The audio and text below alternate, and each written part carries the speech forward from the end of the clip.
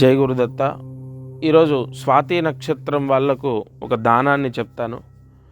ఈ స్వాతి నక్షత్రంలో జన్మించిన వాళ్ళు తులారాశి వారు ఉంటారు. వీరు ఈ జనవరి 2024 ఈ నెలలో జనవరి 21వ తారీఖు ఈ చిన్న దానాన్ని ఆచరించాలి. 21వ తారీఖు చాలా విశేషమైన ముహూర్తం, బ్రహ్మాండమైన ముహూర్తము. దగ్గరలో ఉన్న అమ్మవారి దేవాలయంలో ఒక 1/2 కేజీ పల్లీలు దానం చేయండి. స్వాతి నక్షత్రం రాహు యొక్క నక్షత్రము. అందులో జన్మించిన వాళ్ళు తులారాశి వాళ్ళు ఉంటారు.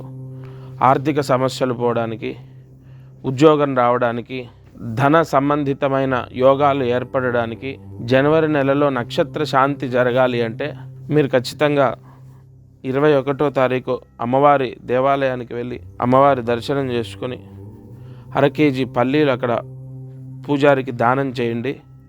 నక్షత్ర శాంతి జరిగి స్వాతి నక్షత్రం వాళ్ళు కోరుకున్న కోరిక నెరవేరుతుంది.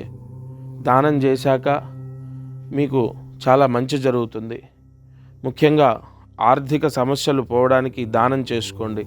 దత్తార్పణమస్తు. అందరికీ నమస్కారం. ప్రతిరోజు ఈ కార్యక్రమాన్ని వీక్షిస్తున్న వాళ్లకు గమనిక, మనం చేసే పరిహారాలన్నీ సామూహికంగా అందరికీ చెప్పబడినటువంటివి.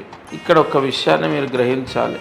మానవ జన్మ, నేను కానీ మీరు కానీ ఎవరు జన్మనెత్తినా ఒక కర్మదోషంతోనే పుడతాం. ఆ కర్మదోషము విముక్తయ్యి మనకు అనేక కష్టాలు పోవాలంటే జాతకమే దానికి బలమైన ఆధారం.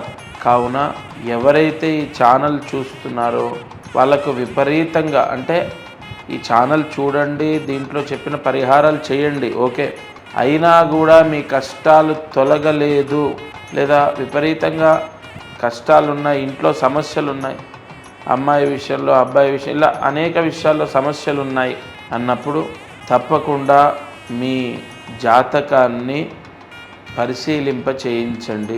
ఈ భూమండలం పైన జన్మించిన ప్రతి ఒక్కరూ వారి జాతకాన్ని చూయిస్తారు. చాలా వరకు, అంటే ఇక నమ్మకాలు లేని వాళ్ళు తప్ప. జాతకం చూస్తే అనేక విషయాలు మనకు తెలుస్తాయి. మీరు కింద కనపడుతున్న నెంబర్కి కాల్ చేసి మీ జాతక వివరాలు ఇవ్వండి. తప్పకుండా నేరుగా నేనే స్వయంగా మీతో మాట్లాడతాను. జై గురు దత్తాత్రేయ.